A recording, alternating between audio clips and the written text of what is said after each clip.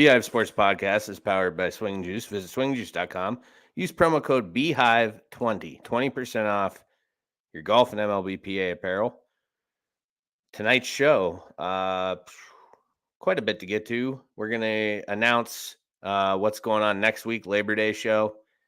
It's going to be a special, I guess. We've done a few of those, a few different things where we kind of go off the norm. So next week we'll talk about that here right at the beginning.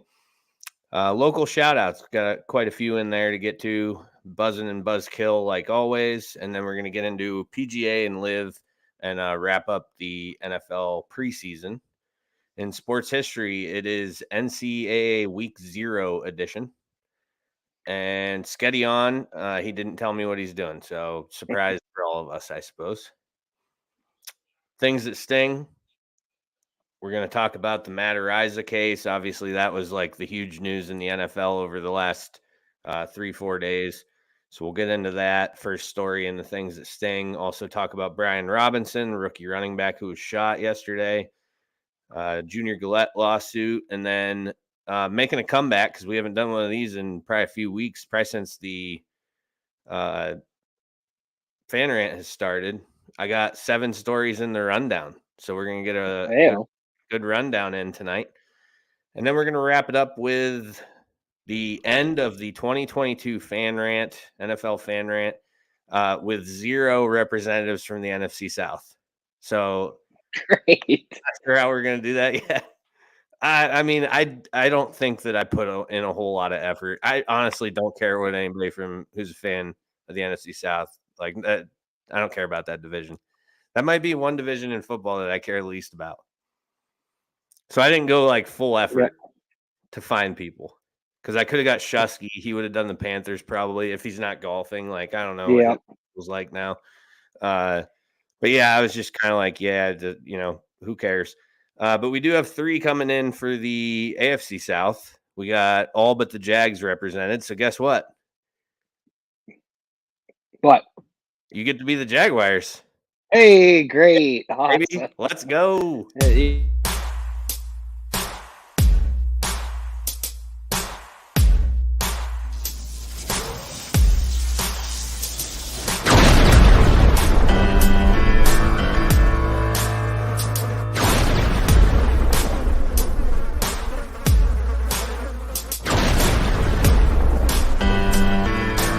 Welcome to the Beehive Sports Podcast. Here are your hosts, Joe and Sketty.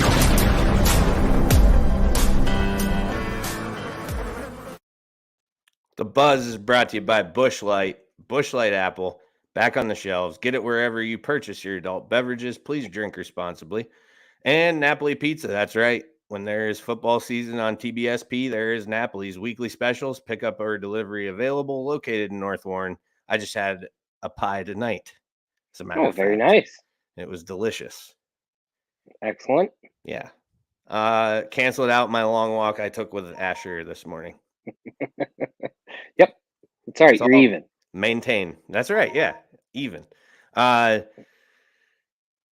else we got? Oh, Hillview, signs and graphics.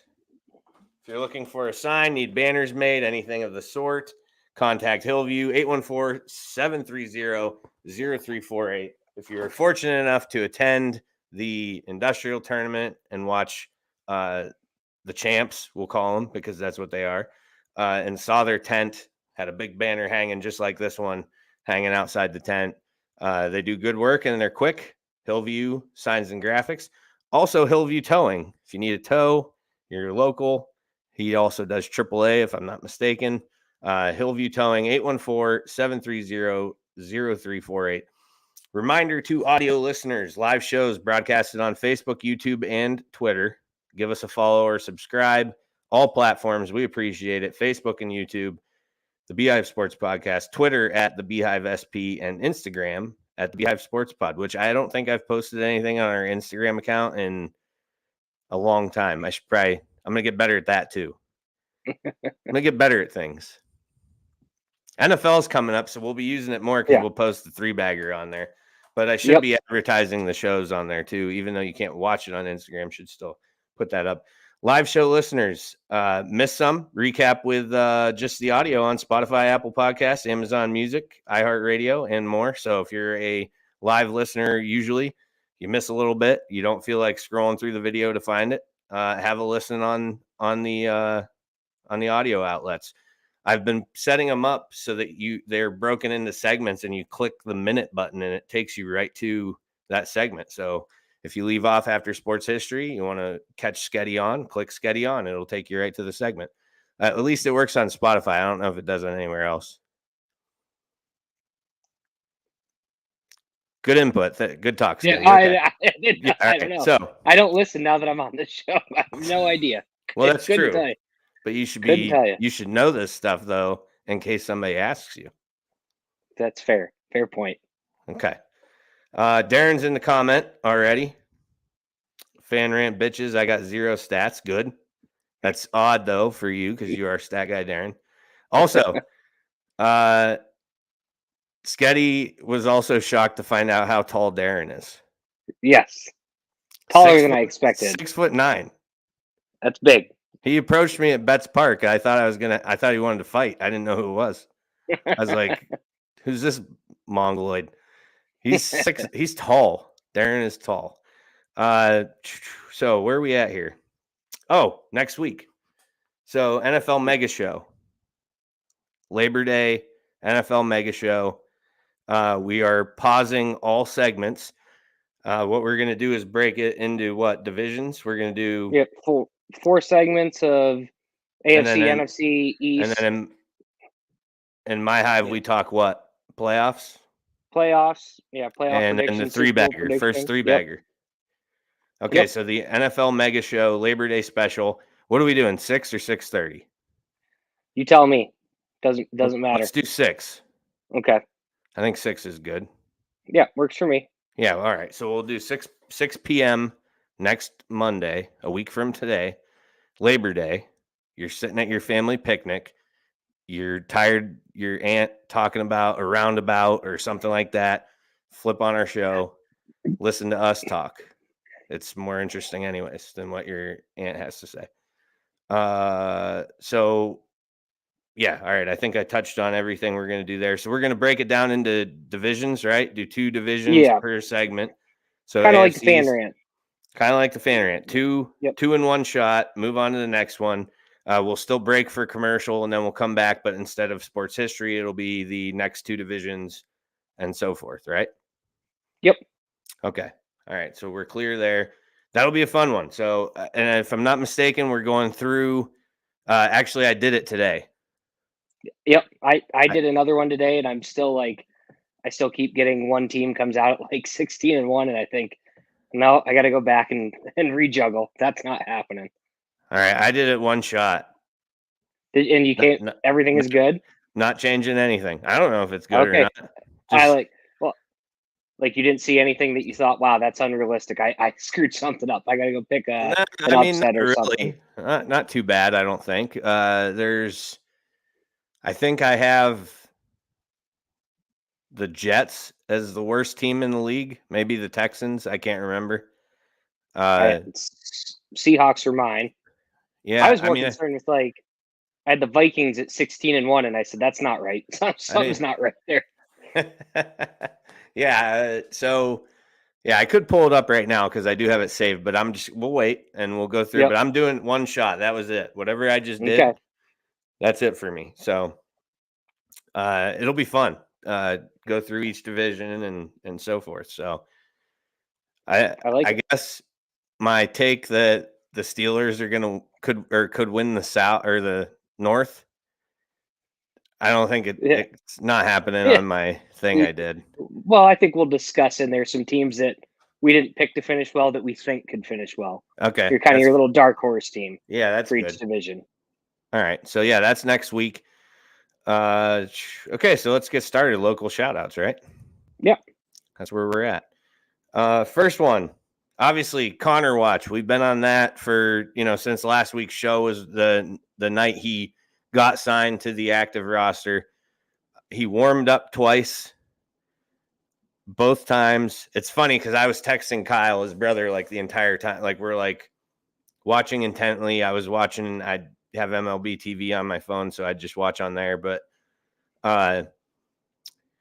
they were in a position for him to come in the other night. I can't remember which night it was now, but maybe Friday. Because he got option back on Saturday, so he never touched the mound. The one scenario against the Yankees, if I can't remember the dude's name who was pitching. He started having a rough inning. Connor gets up. If he hadn't got out of that jam, Connor was coming in, and the first batter he was going to face would have been Aaron Judge. Yikes! Hell of a way to start your major league career. But yeah, it was. I mean, he was there. He made it, but just didn't get any innings. But I talked to Kyle and I said, how's he doing with that? Like, is he okay with getting sent back down? And Kyle was basically like, now that he's like sniffed it, he's more motivated than ever. So he's like, he's amped up. So he'll be back. I got faith in that. So good luck, Connor. Just keep lighting up AAA. He'll be back. I'm sure of it. Happy retirement. 3-2. Mike Garrett retiring from umping softball. Yeah. I don't know if that means flag too. I was going to text him and I forgot to see if he's done umping flag football too, or reffing, I should say. But yeah, he put up a little. I'm retiring from umping Sunday slow pitch post, and he's just going to play now. So good for him. Let's see. Bills. Oh yeah, my Warren County NFL Little Legends Flag Football League. They picked up 2 more wins this past week. Beat the Texans 18-10.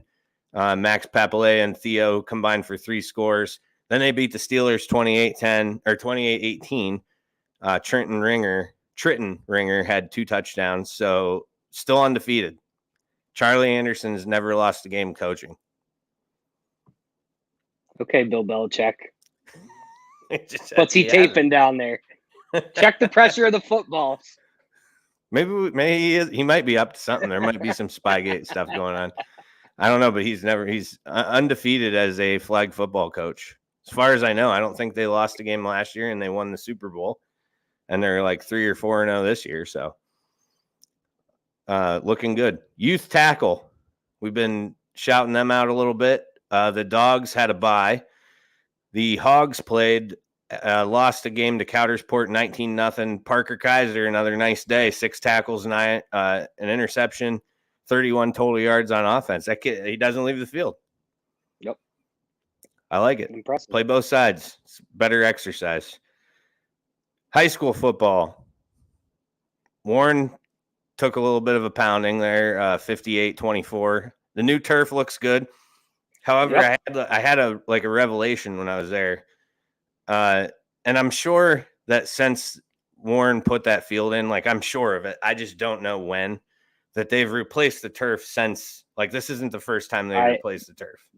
I don't think. If it is, that's pretty wild. But I highly doubt it's the first time they've replaced the turf. But anyways, when the turf first went in, they played Meadville. I remember because I was in 9th grade or no, 7th, 8th grade, maybe younger. I can't remember. But what I remember is the big thing going into that game was they probably weren't going to beat Meadville. Meadville was really good that year, but they just wanted to be the first team to score on their new turf. And Javar Manning from Meadville took the opening kickoff back for a touchdown. Whoops. So I don't know if it's the curse of the new turf, but once again, new turf's down, not a great outcome. So they just got to wear it down a little bit, break it in. Yep, that's all. But other local games, Ike, we like Ike, 41-0, beat Cochranton. Yeah, it is a beatdown. Benji Bauer, 134 rushing yards, 2 touchdowns. Stat line of the day. You ready for this? Yep. Ike held the Cardinal offense to 14 total yards until the final 3 plays of the game, which at that point they're like, they didn't give a fuck. Yeah. It's the last Yeah. 3 games. Yeah, they're killing them. So those guys out on the field are like, yeah, whatever. Just make the tackle. We're not. It wasn't sure press coverage or anything like that. But 14 total yards of offense. It's pretty good. I bet you Coach Penley's proud. What's that? Coach Penley's probably loving that. I'd love to discuss that with him. I mean, if it was 100, that's good. Yeah. If it's 150, that's still pretty good. 14 total yards. Like, pretty good. What was Cochranton doing? Not much, apparently. Not a whole lot of anything. No. Jesus. That's stat line of the day. We don't even do that. That's not even a thing on this show. It is now, thanks to the Eisenhower defense. We now have stat line of the day. Sheffield got whacked by Bucktail 42-12. Your Daily Local did report, though, that they had several key starters out with COVID. So I'm giving them the benefit of the doubt this week. They can, so they'll be back. They can turn it around. That team is. So I had to look up where Bucktail's at. It's by Renovo or whatever it's called, Renove, down by kind of by Lockhaven. Okay. So I didn't even know that Sheffield linked up with teams that far away. I mean, Warren doesn't even really. No, that's a trek. That is a trek. But yeah, so it was a rough first go for them. But like I said, they had several guys out with COVID that they found out like Friday morning too. So it was kind of like, okay, let's do this. So they got time to turn that around. Obviously, still way early. All right, so we're done. That's it for local shout-outs. Do you have anything local? I've got nothing local. All right, so we're on to Buzzin' Buzzkill. What's got you buzzing this week? House is finally coming along a little bit. Actually got to see one shower fully tiled and done, so that means move-in date shouldn't be a whole lot longer, hopefully. So yeah, pretty pumped about that. Ready for the new studio for the last 6 months. House being done equals your own little podcast area, so that is cool. Yep.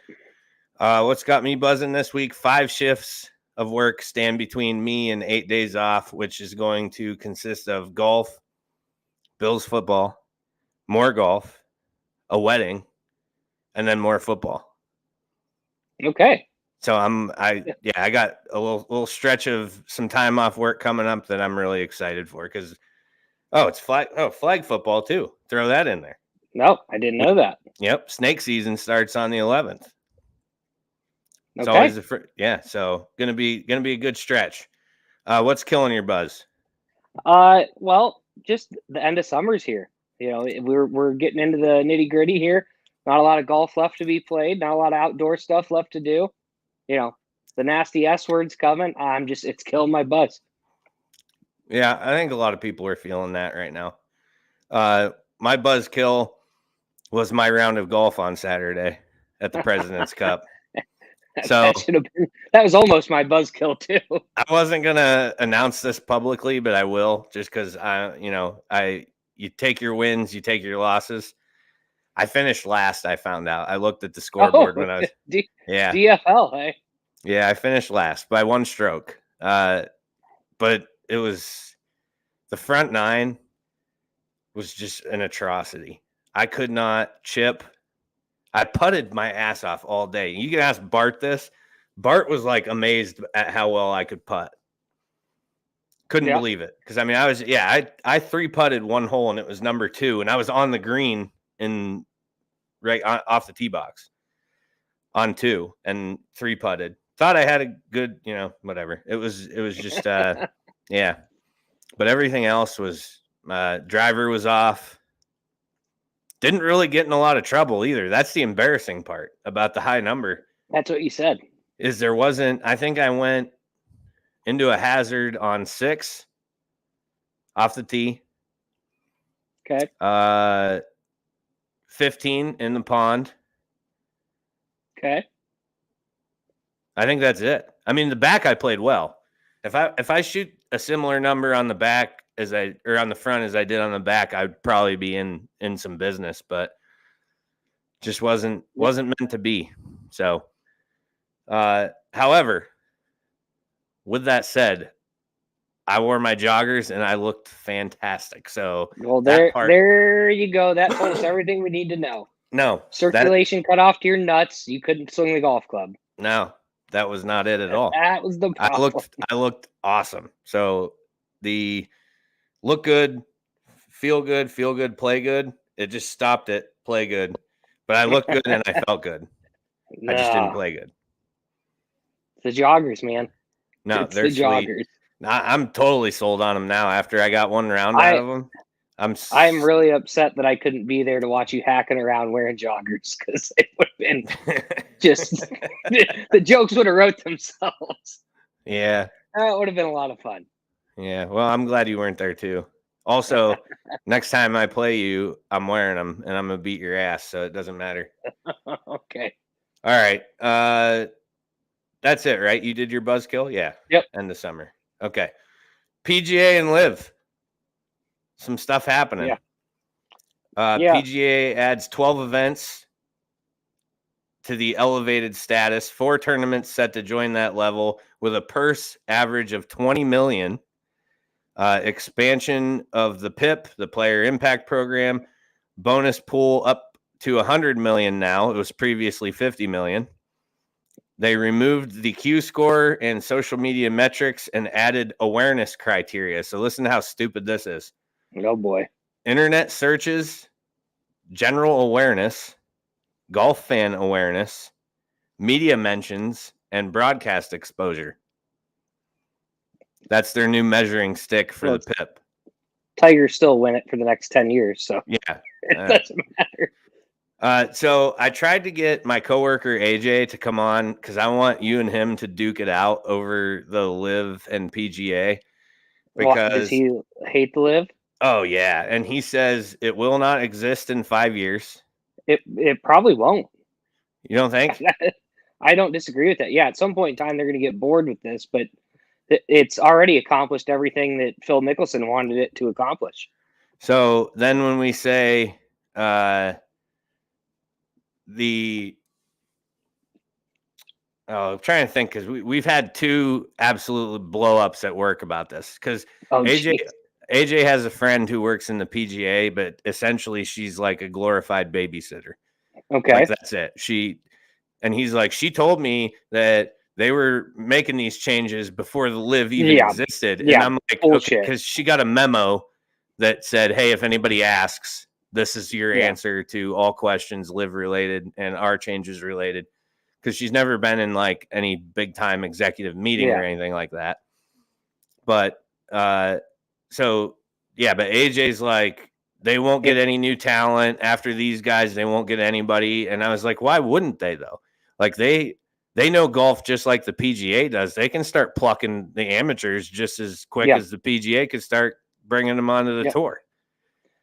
Yeah. I mean, I think I kind of agree with AJ. I don't think this is going to last 5 years.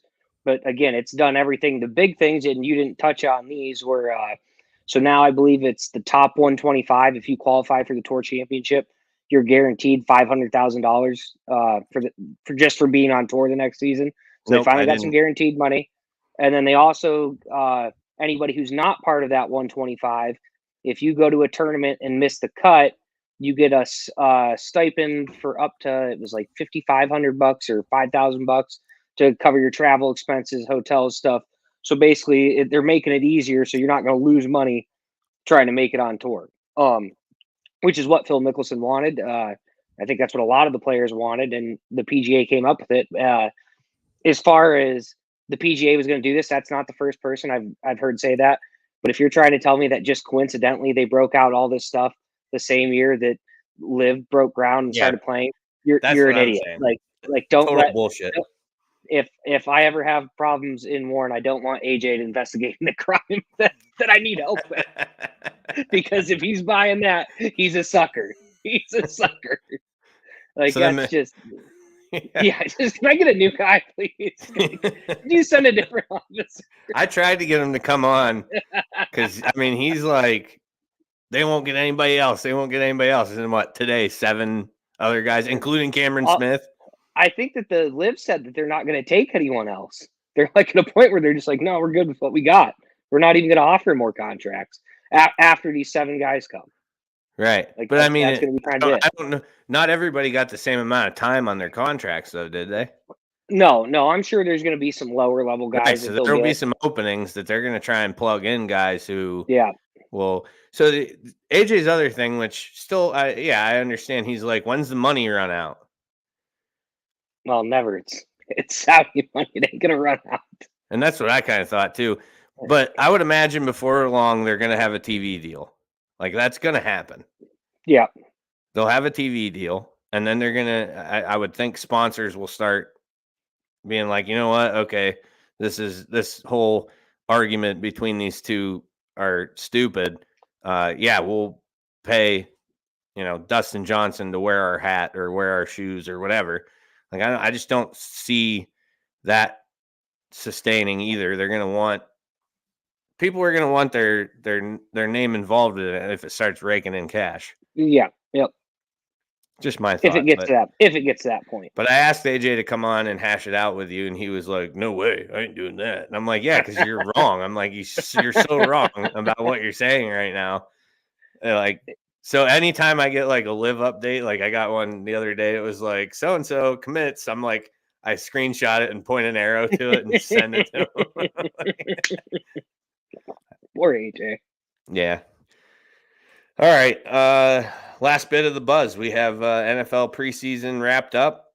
Just a couple talking points. Injuries. Yesterday, TJ Watt and Deontay Johnson both get hurt in the last preseason game. Obviously, the burning question on everybody's mind is why were they playing? Mike Tomlin's answer, who I will add, I don't remember a time I've really disagreed with anything Mike Tomlin's done or said. The guy's pretty good at what he does, but he defended it. He defended playing them. He said, you got to spar before you box.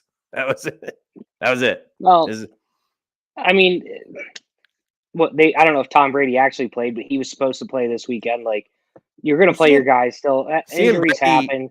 Brady, though, would make sense. He's off for 11 days. Yeah, but I mean, it's still like if you feel like your guys need to get these reps, you send them out there. You're not planning for injuries. This isn't like it's week 18 of the season. The guy blows his ACL in a game that doesn't matter, and he's going to be gone for the whole next year. Like you're getting these guys geared up. Now, granted, I don't know how much TJ Watt needs to gear up, but I would think that getting Deontay Johnson some reps with new quarterback Tbsp, like that's something that makes sense to me. So it sucks, but Tom's going to do what Tom's going to do, and I don't, can't hammer him on at this point. My only thing with it, and I think this is what you said to me when we were texting about it, is that this is kind of the dress rehearsal. So if I remember correctly, when there was 4 games, the third game was always the dress rehearsal because that's your fourth game is basically like, okay, roster battles now. Like we're really like we're 3 days shy of cutting 80 down to 53, and we need to see what some of these guys have for an extended period of time. Why would that not just move back one game and be now game 2? Like that's how I feel like the Bills handled it. Allen only appearance was in game 2.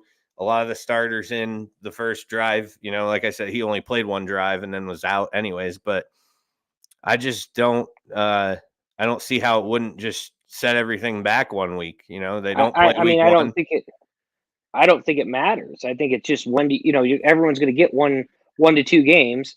Like the Niners and the Vikings. What did I tell you the stat was during that? There was like 20 some starters that were not playing in that game, and that was week 2 of the preseason. And then they use this week as kind of their dress rehearsal. And I think every team's just approaching it a little bit differently. Yeah, sure. I think the problem with doing it week 2 is that you're now on a 2-week break before you play football again. So everything you did, you're just sitting and it's just practice for the next 2 weeks, or at least week 3. It's kind of a normal deal. You got 1 week off and then you're ready to go. But that would have been the same layout when it was 4 games. When week 3 was essentially the tune-up week, then they had 2 weeks off before the season started because they didn't play in the 4th game. Well, but if you played week 3, then you have 1 week off, and then you're playing the next week. There was no break. It was last week of preseason and then first week of the season, right? Like now we have a week off. It's been essentially a bye week. Yeah. Okay. Yeah. I guess You you're know right. what Yeah. I'm saying? It's still Yeah. time-wise, it's still the same. No. Yeah. You're Playing right. week 3. There's just no week 4 game. Yeah, because it's we're still Just 10 days your out from yeah. first game. Yeah. Okay. Yeah. Yeah, I just hurts suppose your that's true. kind of hurts your seeing the young guys if you do it like that. Yeah, Because I you're just not, I just unless you're I'm playing the still young in, guys week 2. if you're on the top 100 list, which we could get into that if you wanted to, because I read a lot about that today. I didn't even look at it. I always say that shit's just It's it's dumb. yeah, Brady popularity Brady between got the players. Yeah, Brady got one. Didn't win the MVP last year. Wasn't in the Super Bowl. Like, come on, man. Still got one. Yeah. Allen got 13th, and I've been watching Good Morning Football, and they were losing their minds over that Yeah. he got 13th. But let's just hypothetically take that top 100 list. I don't think any of those guys should play in the preseason. I just think it's stupid, meaningless football that all it is injury risk every time they're out there. And joint practices too. That's another thing that I would absolutely just scrap. And speaking of joint practices, I didn't have this in my notes. We need to talk about Aaron Donald. This is actually going to be my Sketty on, but there's a new thing for Sketty on, so it's okay. Oh, no, it's okay. I have a different Sketty on thing. Yeah. Okay, so Aaron Donald. Yeah, so the NFL is going to completely get this wrong, but I didn't know until I was watching videos about this today. The NFL technically can't do anything to Aaron Donald right now because practice is the only area where the player conduct policy doesn't cover that. Anything within practice comes down to the teams having to discipline. So the NFL is going to go, oh, this is perfectly fine. We'll just let the Rams handle this in-house like they say they're going to, which the Rams are not even releasing what they did, whether there was a fine. Sean McVay basically said, well, we talked to him and he's not going to do it again. Dude, Myles Garrett lost a third of the fucking season for the same damn thing. NFL needs to swoop in there right now and say, you know what? Fuck this. Rams, here's the deal. We can't take any draft picks from you because you trade them all fucking way. But we're going to just we're going to put Donald on an exempt list, or we're going to fine you $500 fucking million unless Aaron Donald sits 6 games. Do whatever you can, or just go at least try and suspend him and fight it out with the Players Association lawyers. Like, you can't just let this go. That picture of the fucking helmet, like, yeah, did you see the one where he hits the other guy and it's crushed out? Yeah. If you hit someone in the head with that, they're dead. Look at Marty McSorley and I think it was Todd Bertuzzi, both charged for similar incidents using their hockey stick to hit somebody in the head, to go at somebody. You can't do this. This technically should be fucking assault. The guy should be in jail. He should be in jail. That's what I say. It's absolutely blasphemous. Put him in jail. The NFL just, again, another clown look by the NFL to say, well, we can't really do anything. It's Aaron Donald, Tweedledum. We're going to twiddle our thumbs and just pretend it never fucking happened. It's mind-blowing to me. Mind-blowing. So we'll use this argument in a later segment also. But for the sake of it, we're just going to use this example. If it's not Aaron Donald, if it's undrafted defensive tackle who has not played a regular season game in his career who does this, or is the reaction from the Rams different? Yeah, I think the Rams would cut him, or there'd be some sort of penalty. But because it's Aaron Donald, it's literally going to be, maybe $500 fine. So, something. It'll be something ridiculous. They're handling it internally, and then I talked to James last week and was like, "How's he even allowed to play anywhere right now?" And he told me that's when I learned that also, that the NFL can't step in and govern during practice, which is ridiculous. In the world we're in now, where joint practices are like becoming that's just far and away more popular, which I think they're absolutely stupid, because that's just more time to get hurt, more time for shit like this to happen, I can't remember who I was listening to. They said, that's fine if it was like Aaron Donald does that to someone on his own team, okay, whatever, but this was a different team. The NFL needs to have something in place to protect these, and the Players Association too, because who ultimately is going to be held responsible if he hits someone who didn't have a helmet on, severely injures them, that's coming back on the NFL. That's not going to go on the Rams. That's not going to go on the Bengals. That's going to go back on the NFL. That's who's going to get sued. It blows my mind. The other thought that I had, and James, I think, was kind of in on this joke or conversation while we were talking about it, is the Rams will say, we've suspended Aaron Donald 2 games, week 2,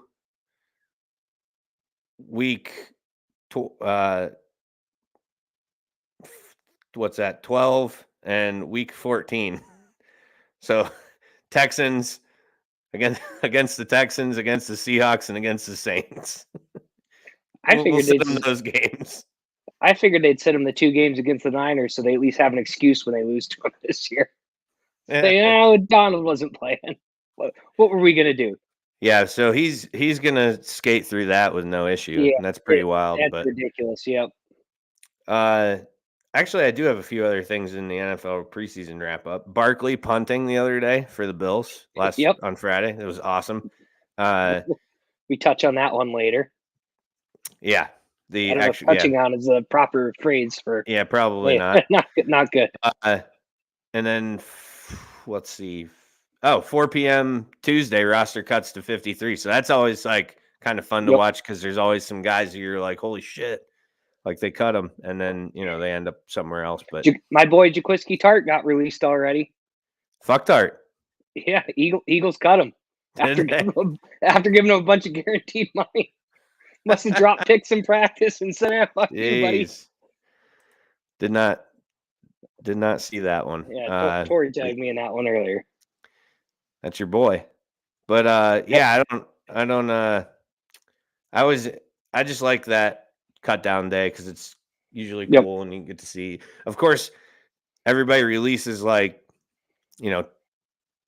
guys or whatever it is, and then re-sign 16 of them or however many you're allowed to your practice squad almost immediately.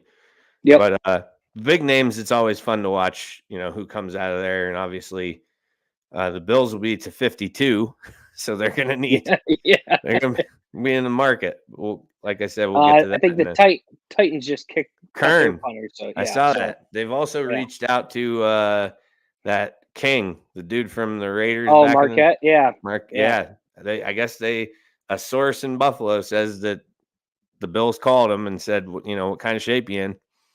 So who knows what'll happen there. But all right, the Buzz is brought to you by Busch Light.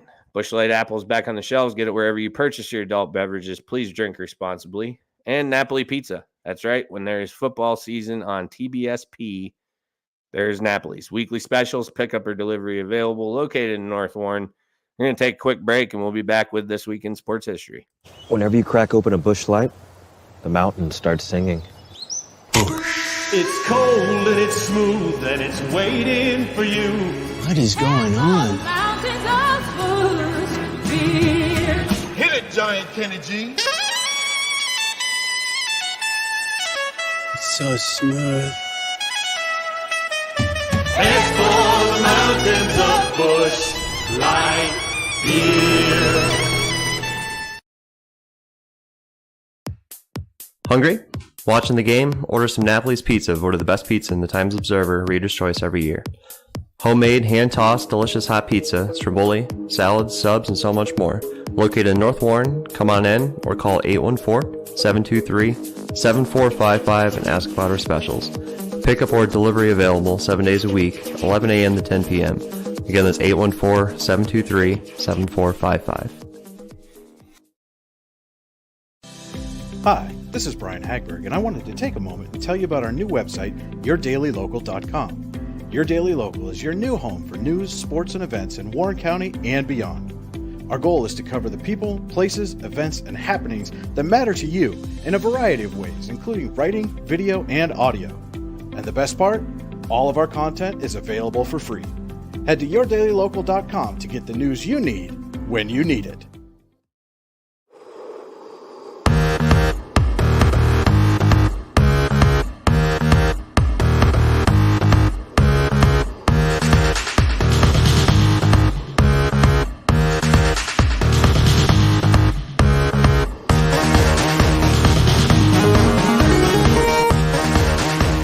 Let's take a look back at this week in sports history.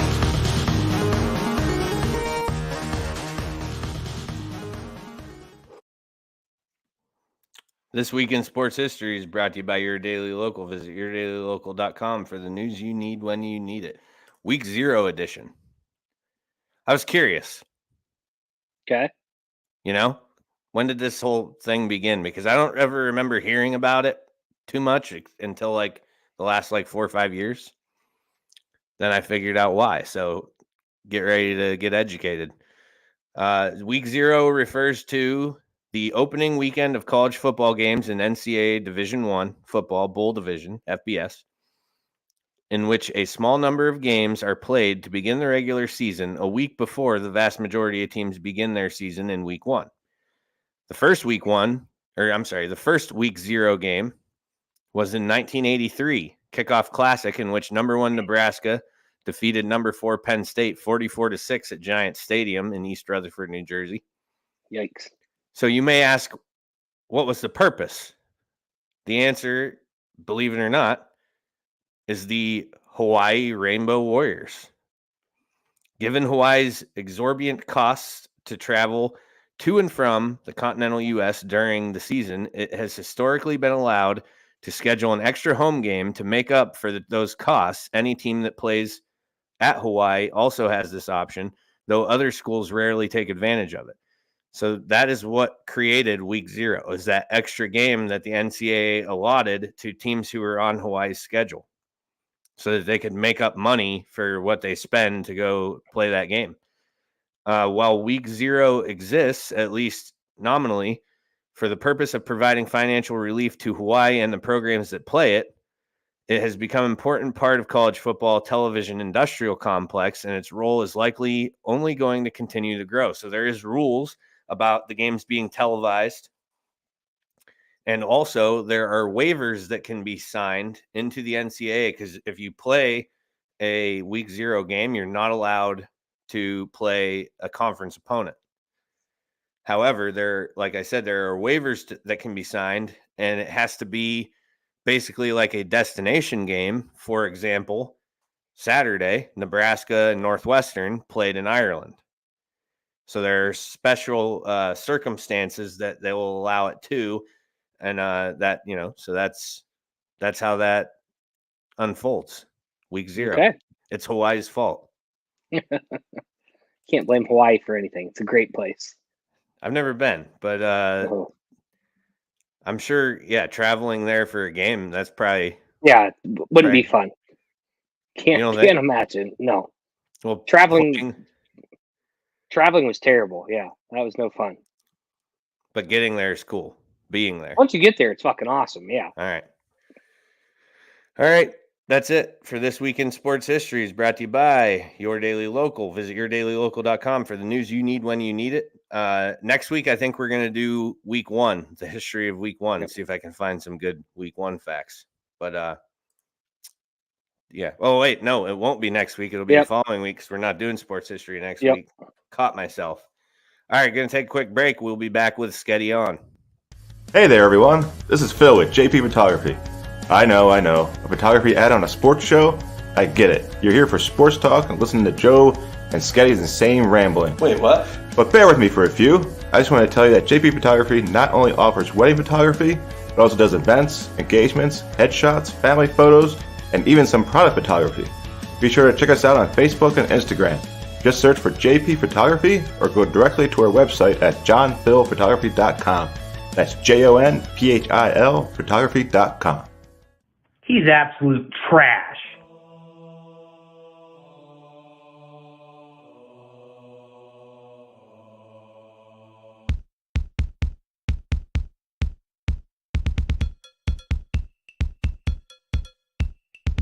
Sketty On.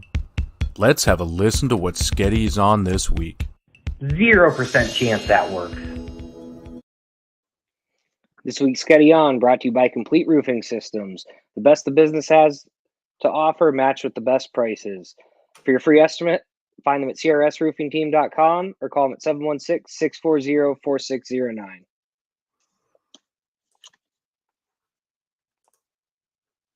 I just made that. Text. The banner? Yeah. Just made it. All right, let me cue the music. There we go. Well, Jimmy Garoppolo restructured his deal today, simultaneously the best and worst thing that could happen to the 49ers. For the good, you got Jimmy Garoppolo to be your backup. I think the deal is $6.5 million, $7 million guaranteed. With incentives, it can be up to 16, 17, something like that. So you get to keep him as a backup, reasonable price. At first, they said there was no trade clause, but really, he can be traded. He just has to be involved in the talks, so he can kind of pick his destination. He can veto a trade or accept a trade. So great to have what is the best backup in the NFL currently. The bad problem is that Trey Lance, if he does not play well his first 4 games, or he has a little slump in the middle of the season, how many people are going to be screaming to put Jimmy in?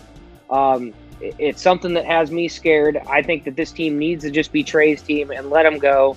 Jimmy does need to be out of there, get the distraction out of there so that Trey can just go and do his thing and not feel that pressure. So hopefully, 4 or 5 weeks in, somebody goes down, the Niners find a trade partner for him, end up getting a 4th or 5th round pick, and there's no more pressure on Trey. But we'll see what happens. I'm excited and nervous. Not good. I don't know what my opinion is on this yet. I'm confused. I'm with you that I hope they don't bail on Lance because they have a guy sitting on the bench who is a proven winner. Because that could, be detrimental to his progression and everything. But how they couldn't find a trade partner for him is kind of fascinating to me. Is everybody except Seattle that comfortable with who they're rolling with? I kind of feel that people didn't think that he would restructure. I think there was a money problem too. And I believe that they thought that the 49ers were just going to cut him. So I would not be totally surprised to see something here in the next couple of weeks get done. Mainly I'm looking at Cleveland right now, I think is the big benefactor, especially with this restructured deal. I think that's something someone can take on and be all right. A big part I didn't mention was this is huge because now he can't go to Seattle, who I think as soon as he hit the market, they would have picked him up because there's no way they're actually going with Geno. I just don't think that's I'm shocked that he won that job over Drew Lock. They got to be tanking. That's the only thing that makes sense. They got to be tanking. I don't get that. But again, I thought maybe they just figured that Jimmy was going to be released and they'd grab him. But it's kind of a it's a good thing to have him, but definitely could get to be an ugly situation here if Lance doesn't come out and play really well to start the year. Right. All right, wrap her up. This week's Sketty On is brought to you by Complete Roofing Systems. The best the business has to offer, matched with the best prices. For a free estimate, find them at crsroofingteam.com or call them at 716-640-4609. All right, going to take a quick break. Be back with the things that sting. Jones Pest Control, your hometown pest control company servicing residential and commercial properties in Warren and surrounding areas since 2015. Sean and his crew will work tirelessly to keep your home or business free of insects to rodents and everything in between. Contact Jones Pest Control at 814-230-9548 and set up an appointment today. And remember, ants, spiders, bees, or mice, don't think twice. Call Jones Pest Control, 814-230-9548. Checkout means sales and services with 2 locations on Warren's East Side. Their garage at 800 Lexington Avenue not only services cars sold by Means, but has knowledgeable staff and modern state-of-the-art equipment waiting to serve their hometown of Warren. Whatever you need, including alignments, tires, brakes, yearly or enhanced PA inspections, oil changes, and much more. Make your appointment today at 814-723-7191, extension 2.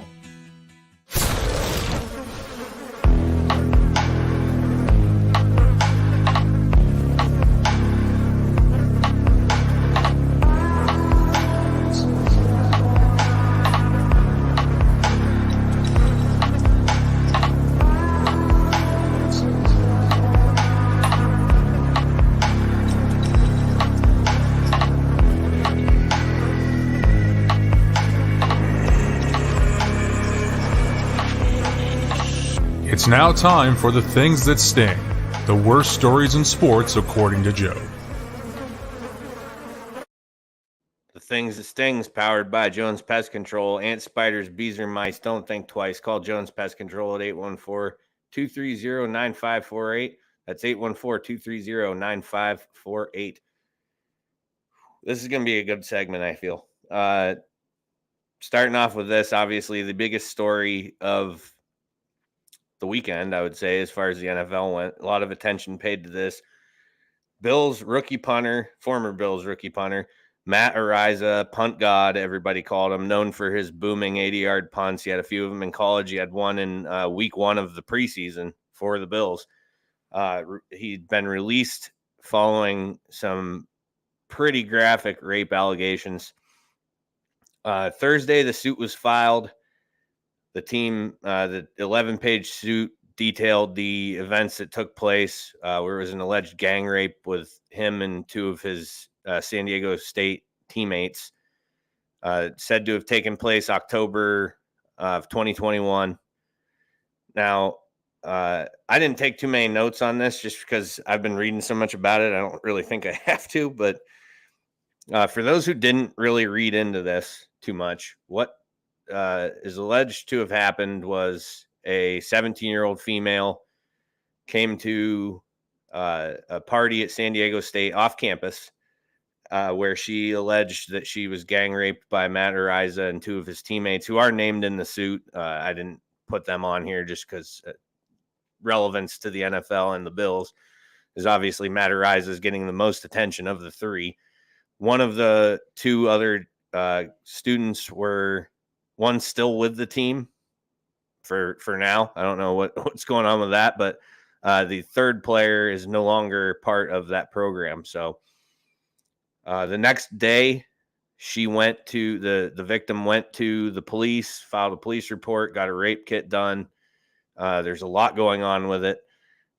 So I'm going to get into that because a lot of people online are like losing their minds for different reasons. So I'm going to try and tackle all of that with this.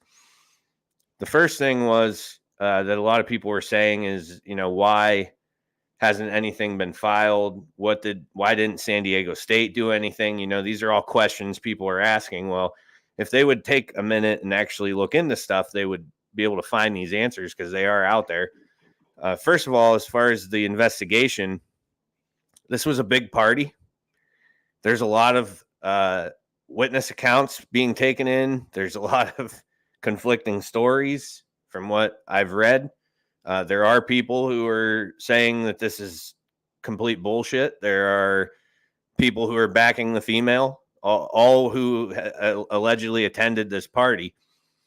Also, one of the things, like I said, one of the questions was why didn't San Diego State do anything? Well, San Diego Police Department told them immediately to stop their investigation. Like day one, don't do anything with this.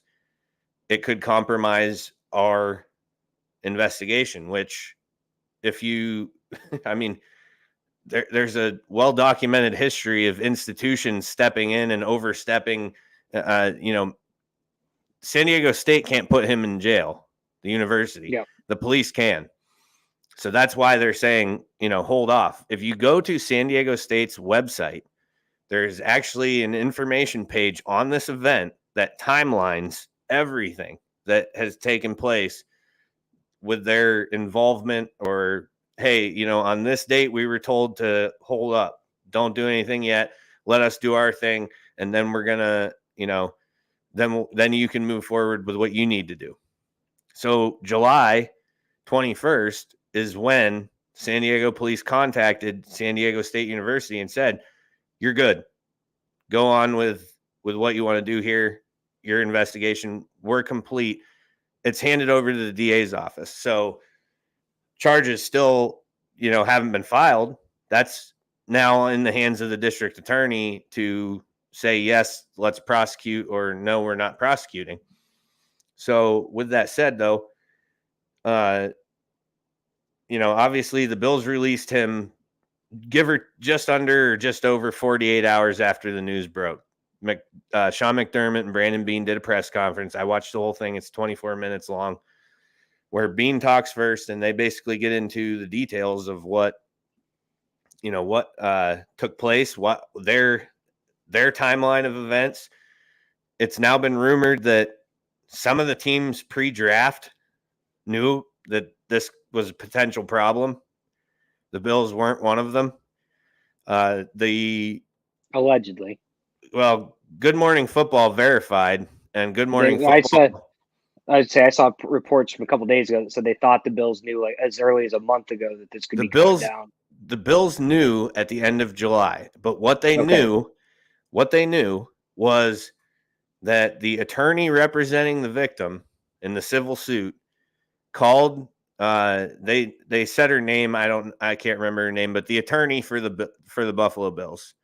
They called her, and as short as it may be, hey, just so you're aware, there's a potential sexual assault lawsuit coming down the pipe on Matt Araiza. No details given. Nothing that's going to be in the suit was provided to her because that would compromise, his position, attorney's position. So all he said was, hey, this is what could be happening. We're not giving you the facts that we've gathered. They're not going to do that. They're not going to give the Bills her account of what took place. They're going to say, hey, this is what could happen.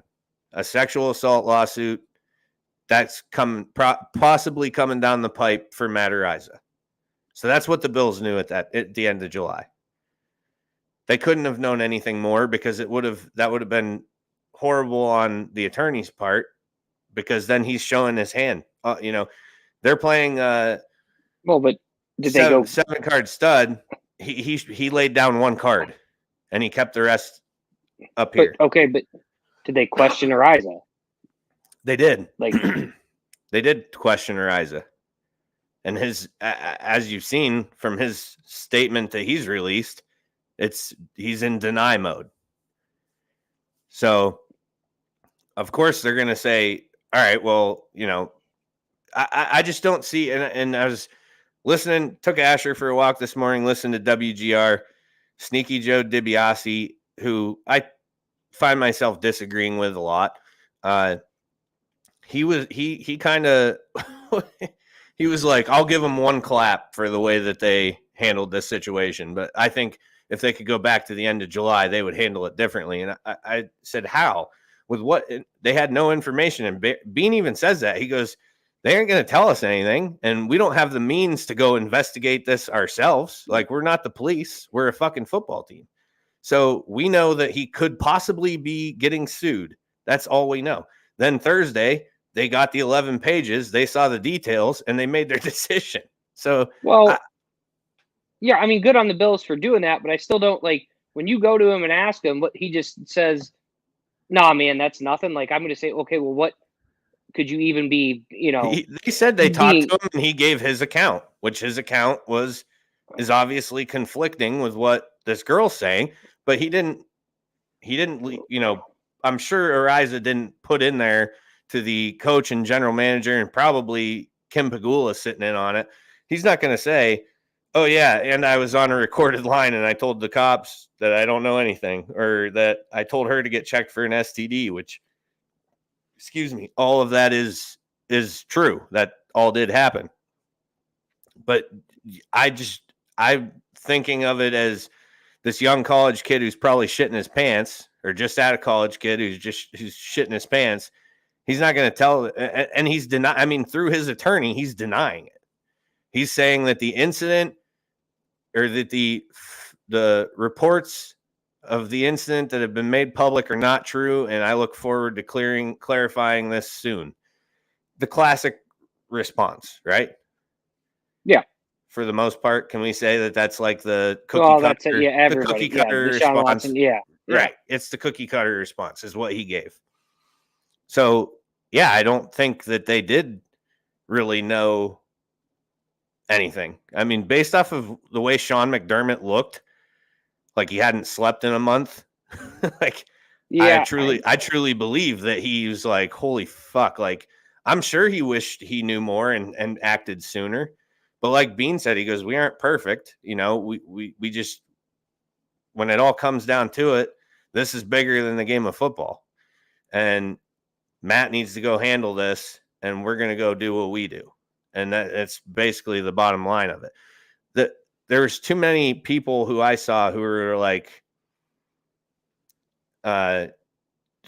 they're just on them, like Sneaky Joe was like, oh, I'll give you one clap. I'm not saying that they handled it like, you know, so smooth and so perfect. I don't know, because I'm not part of that organization except for somebody who yells at the TV. But to me, it seemed pretty solid. You know, they got what they needed. They sat him out Friday night. They didn't play him. They had their meeting. And of course, that's the other thing. People were like, well, why didn't they do it Friday? They had a game day. They had to, I'm sure this was a pretty in-depth meeting that they were having amongst the front office to figure out what the correct way to go about this was. And to me, I just thought that it was handled well. I anticipate, once I read the report, I anticipated his release and probably arrest. I'm not convinced yet that he's not going to see charges on this. Yeah, for me, again, good on the Bills for getting rid of this guy. I just am very skeptical, especially when it comes to the NFL and these teams anymore, because it seems like all the time this shit happens and the teams going, no, we didn't know anything about it, or, oh, we were made aware, but we weren't aware of that. Like, it's just, I think the problem is not so much, maybe the Bills didn't know, but how do you trust that they didn't know with how the teams in the league have been over the last 5 to 10 years? You know what I mean? Because I understand how some of those things work, and it's like showing this. It's like bringing in your opponent and showing him your entire hand. That's not how court works. Well, but I mean, obviously there had to be some sort of awareness of this at San Diego State, right? There was, but they were, according to their website, their hands were tied. And criminally, he was under investigation as well. If I understanding it correctly, still under investigation criminally. But he was before he was drafted. Oh yeah. The next day the report was filed. So here's what I don't believe: is a team in the NFL is going to waste a 5th round draft pick on the guy. Yeah. And they didn't know about this at all. I just don't believe. You only pick. See, that doesn't make sense. If they knew that, they wouldn't waste the draft pick. Yeah, but what I'm saying is why would you not? If it's down to this many guys that you think you're, because you have your boards, you're doing some sort of research on these guys. I just can't believe that wasn't flagged. They said that some teams found out, and that's what they were going bananas on Good Morning Football about. Is that there should be a rule in place that if something like this goes down, that there should be like a select all button to the general managers, and they should all know about it. Oh yeah, I agree. Yeah, exactly. Yep. And I mean, that should be an NFL wide. Right. I just can't, So that's another reason why I do think that they honestly didn't know, is because literally the media is saying, hey, these teams knew. They should have to tell everybody. Like, they should be obligated to. I get it, but I also think that, you could be a situation where, oh, it's a he said, she said, we're aware of it, it's not going to be anything. Then it turns out it is something, and the NFL tries to save face, or the Bills try to save face, which I'm not. If they're trying to save face, though, why would they say a handful of teams knew and others didn't? They aren't saying just the Bills didn't know. They're saying like 6-7 teams knew about this. Yeah, well, I mean, so 6-7. This could not every every team. It could have not been the Bills. Could have been anybody. Yeah, but not every team in the NFL is trying to draft this guy. There's only going to be, how many guys are doing, or how many teams are doing their due diligence on this guy. Well, I mean, I think. It's a punter. It's only 32 of them in the league. But I'm pretty sure that they literally do due diligence on damn near everybody. I mean, they have obviously their needs. They attack first, but I just don't believe those guys know all of them. But what I'm saying is like, do you think that I'm trying to think who the best punter in the league is right now? Like, forgive me, they're punters. I can't come up with the best punter. But like, so that brings us, it's not like, that brings us to another point that I'll get to after this. But yeah, go ahead. you know what I mean? It's not like just to make it easy. It's not like the Ravens are out there doing their due diligence on kickers. Like that, we have Justin Tucker. We're good. We're not looking at kickers. Now some teams maybe. You might have 5-10 guys that are looking for a kicker. 5-10 teams looking for a kicker that are doing the due diligence on the guy. Like the Bills obviously were in need of a punter. That's why they took him. They didn't just take him to be, take him just for the hell of But it. you see that, but they also had Matt Hawk under like 2 more years of contract. That was his first of 3, I believe, that he signed. So they really weren't desperate for a punter, but they did due diligence and they liked him. Well, that's what I'm saying though. They obviously thought they could improve the position. Otherwise, they wouldn't have been looking at him at all. Right, but I think you could probably a guy who is called Punt God and is known for punting 82-yard punts. I bet you a lot of scouts were looking at him whether they were in need of one or not. Well, he's a little bit of an anomaly. Again, it's still not, but it's not going to be all 32 teams. I'm still saying there's a limited amount of teams that are looking at this guy. It's your not like confusing me here. What I'm telling you is when you say, "Oh, other teams knew," well, maybe every other team that was looking at him knew. Maybe all but the Bills. But that would counter the report that I read this morning that not everybody knew. Yeah, maybe the teams. Maybe a couple of the teams who were looking at him knew. Maybe a couple of the scouts who weren't even looking at him, but know some people at San Diego State that said, "Hey, if this guy comes on your radar, just a heads up, this is what's happening." I mean, there's 1,000 possibilities as far as that goes. Yeah, I'm sure there's some San Diego State bloodlines through the NFL somewhere on some teams. Buffalo not being one of them. Right, but I just again, if the Bills drafted him, they did some work at it. They didn't just go, "Oh, this guy kicks 80-yard punts, we're taking him." Right. Like they did some work on him. Like and I would assume so this takes us back to San Diego State, who alleges that they weren't allowed to speak on it or do anything with it because San Diego police told them not to. So it wasn't San Diego State who told anybody. Whoever found out did it on their own. Like I said, it could have been a scout who has San Diego State ties or a player on a team who said, "Hey, coach, just a heads up. This is what I heard about that dude who played, I played college football with him last year or whatever." But either way, I don't know. I'm just the fans who are still going bananas about it. I'm kind of like, I just am not. I don't think there's anything to go bananas about. No, it's just the armchair quarterbacking of the way they handled it. Like if you listen to the press conference and what they tell, like they lay it all out there. I mean, they're like, this is what we knew by way of our attorney. They didn't even speak. Brandon Beane didn't talk to her attorney.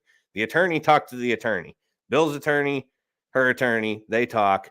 Hey, just a heads up. This is likely coming down the pipe for Matt Araiza.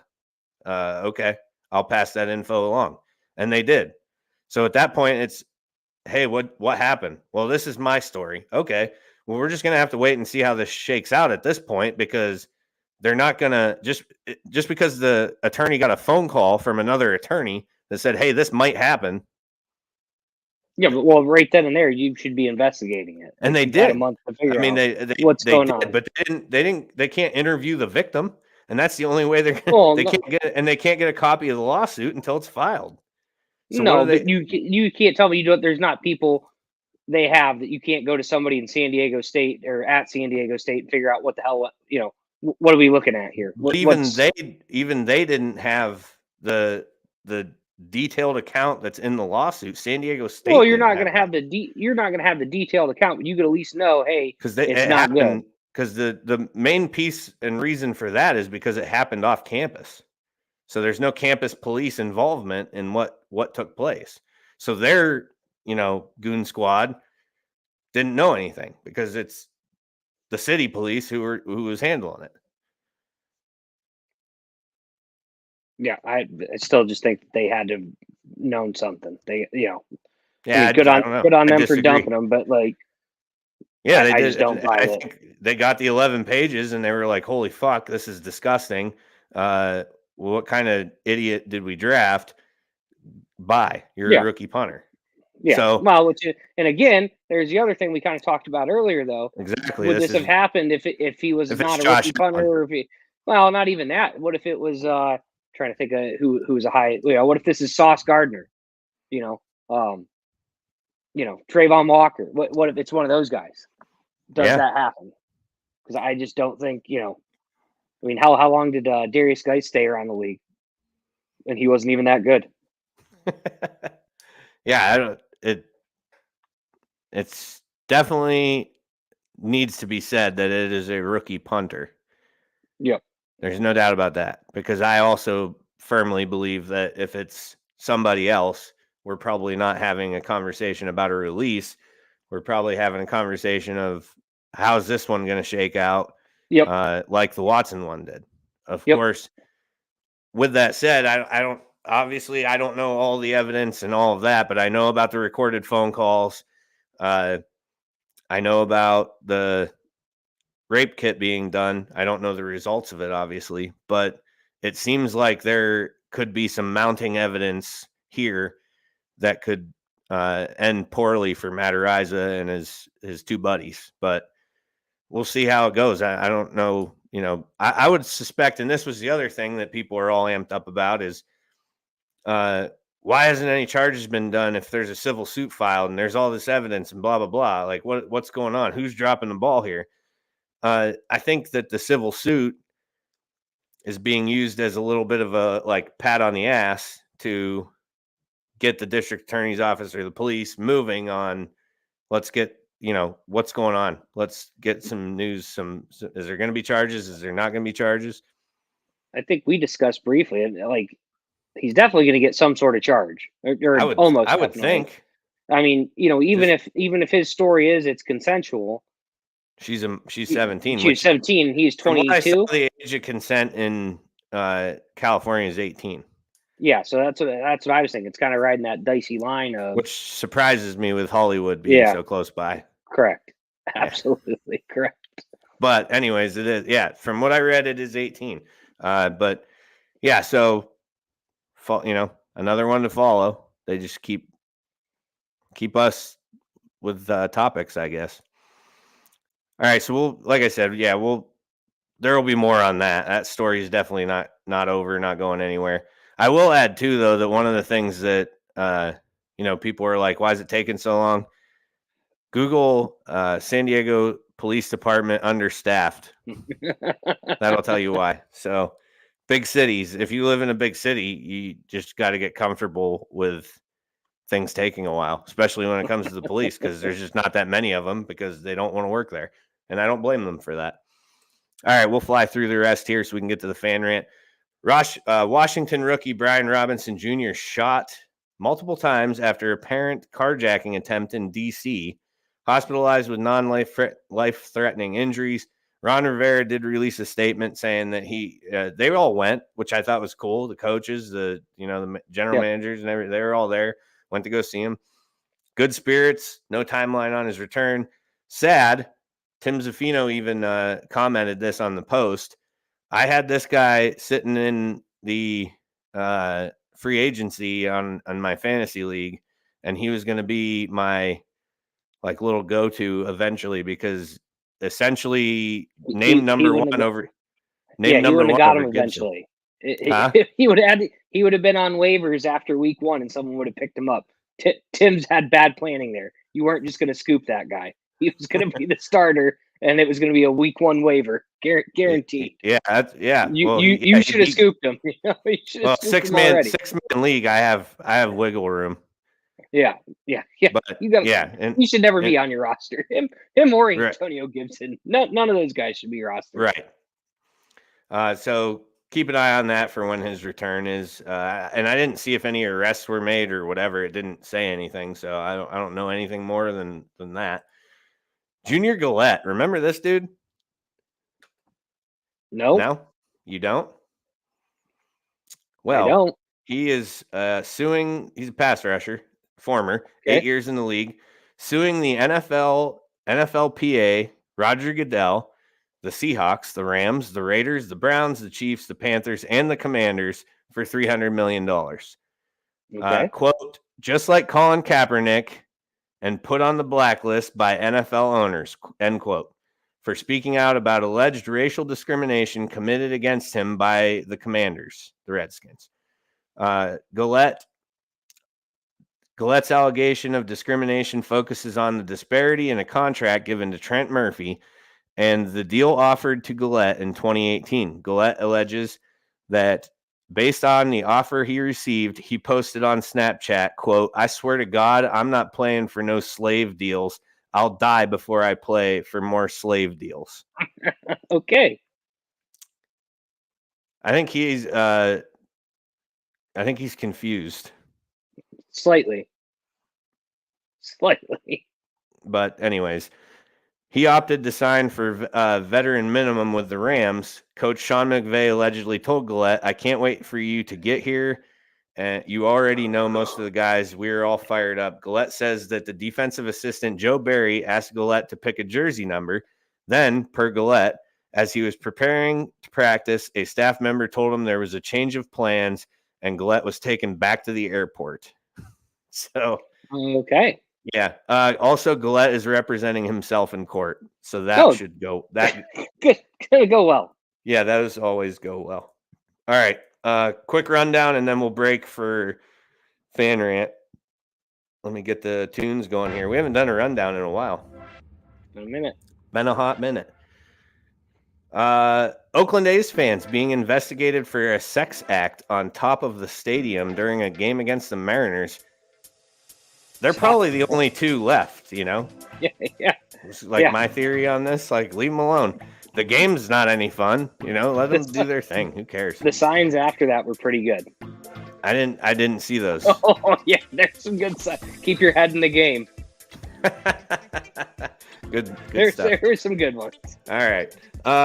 2, we have Len Dawson passes away at 87. The infamous orchestra huddle that he put together. We saw Patrick Mahomes did a tribute to that first play of their preseason game.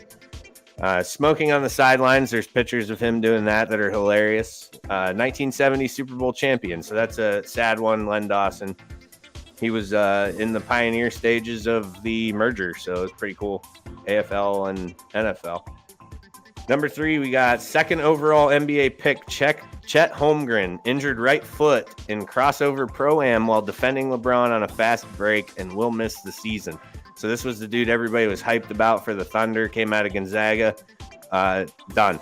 No, not playing his first year in the NBA. All because of a pro-am that seemingly probably is as important as preseason football. Number 4, Dolphins senior VP Jason Jenkins dies at 47. The cause was unknown, but every article I read, there was nothing but great things to say about this dude. Must have been a staple in his community. There was a lot of that kind of talk and stuff, so that's a sad one to see. 47 years old. Number 5, Yankees reliever Aroldis Chapman, 15-day injured list for an infection in his leg from a recent tattoo. Ew. Didn't take care of it properly. Yeah. I'm surprised that they get tattoos during the season. That seems like I have tattoos and it affects things for a short minute. You'd think they wouldn't want to do that, but what the hell do I know? Number 6, NFL senior advisor on matters of domestic violence, Rita Smith. Her quote on Deshaun Watson: "I feel like he's playing us. He's saying exactly what he thinks he needs to say to get on the field again, and she does not feel he is being authentic in his remorse." Anybody who listens to anything should already kind of know that, Rita, because in his written statement, he apologized for his actions, took ownership of his actions. He was going to work to become a better person. And then in his in-person press conference, "I didn't do anything wrong." Yep. Correct. He's not being authentic.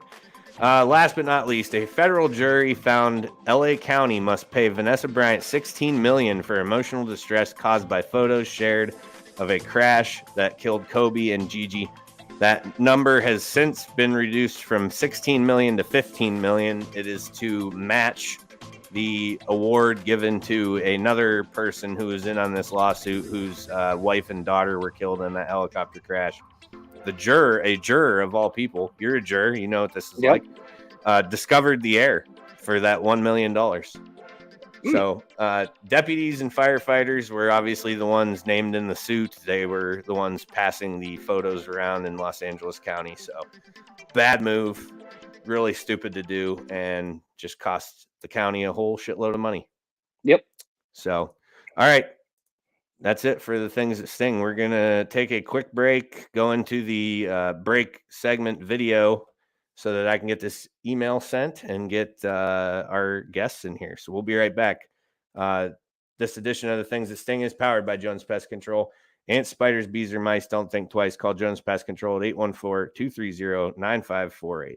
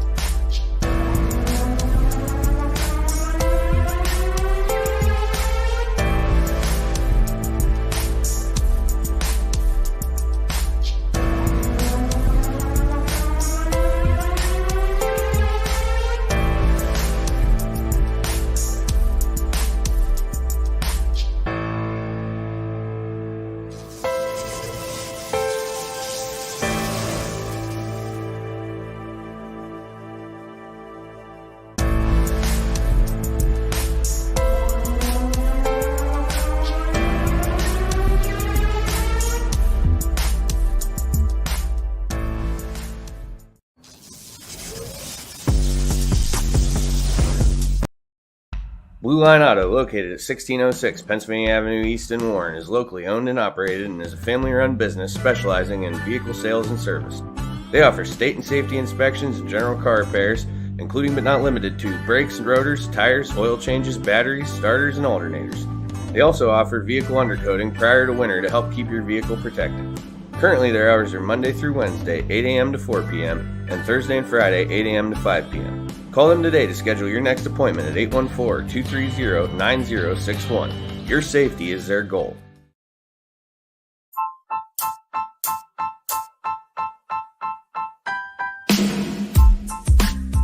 Hi, this is Ryan Klein, the host of the new pop culture podcast, Me, Myself, and Rye. You can find me on Spotify, iTunes, Apple Podcasts, Google Podcasts, and several other platforms. Special guests, breakaway shows, bonus episodes, cold beers, and a whole lot more. So what are you guys and gals waiting for? Subscribe now to the Me, Myself, and Rye podcast on Spotify or wherever it is that you get your shows and start listening today.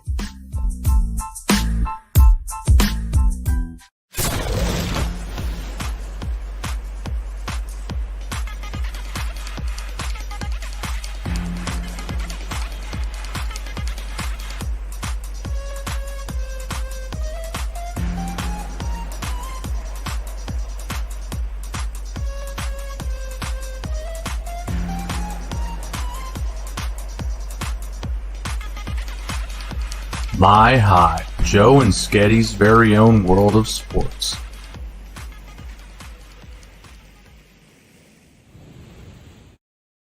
Blue Line Auto, located at 1606 Pennsylvania Avenue East in Warren, is locally owned and operated and is a family. I gotta get better at that.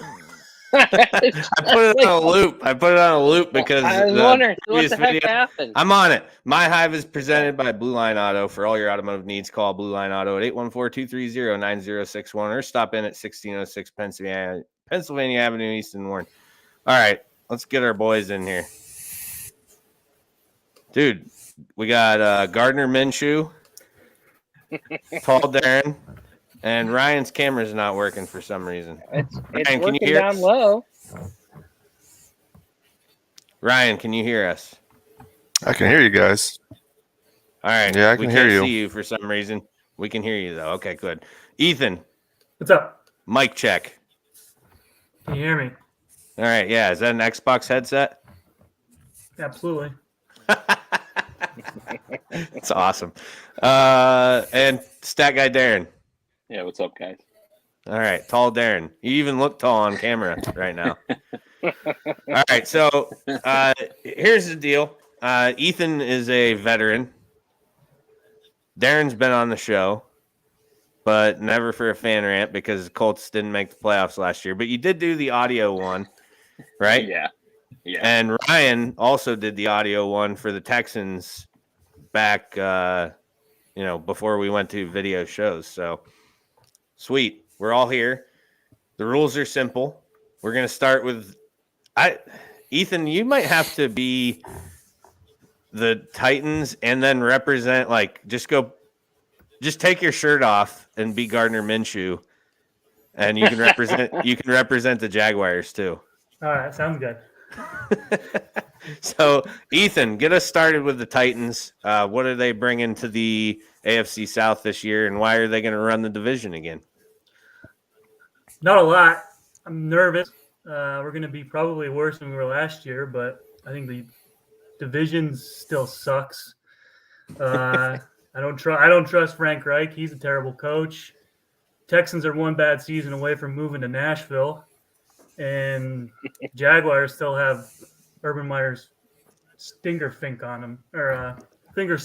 So defense will be good.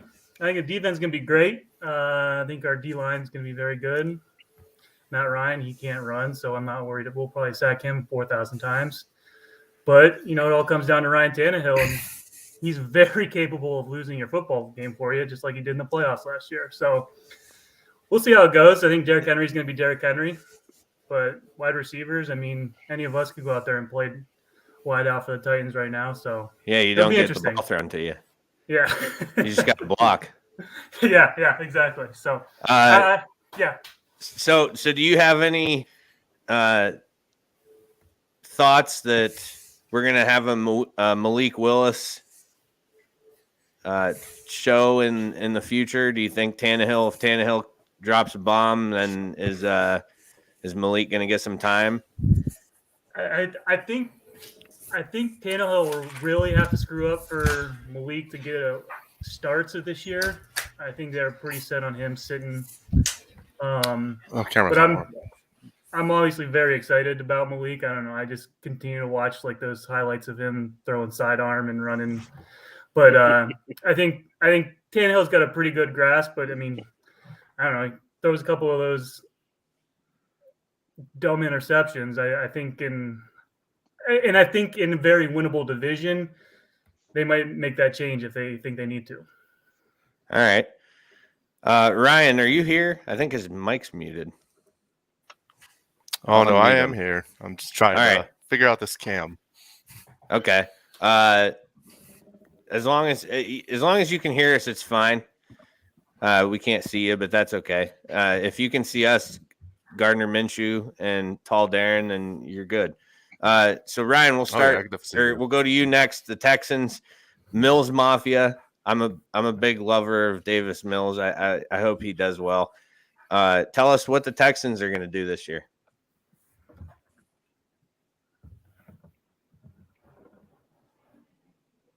Ryan? I